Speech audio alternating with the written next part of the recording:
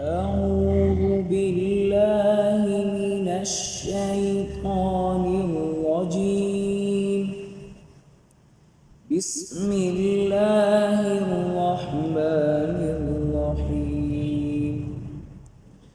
أقم الصلاة لدلوك الشمس إلى غسق الليل وقرآن الفجر إن قرآن الفجر كان مشهودا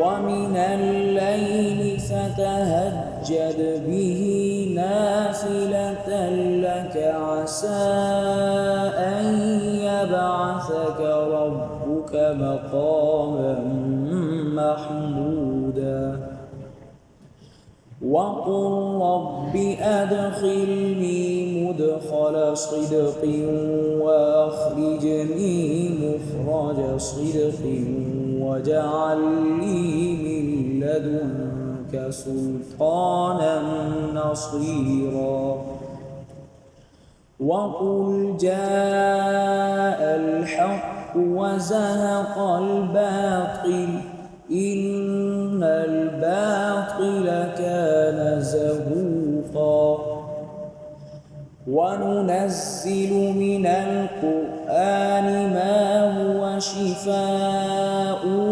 ورحمة للمؤمنين ولا يزيد الظالمين إلا خسارا وإذا أنعمنا على الإنسان أعرض ونأى بجانبه وإذا مسه الشر كان يئوسا قل كل يعمل على شاكلته فربكم أعلم بمن هو أهدى سبيلا.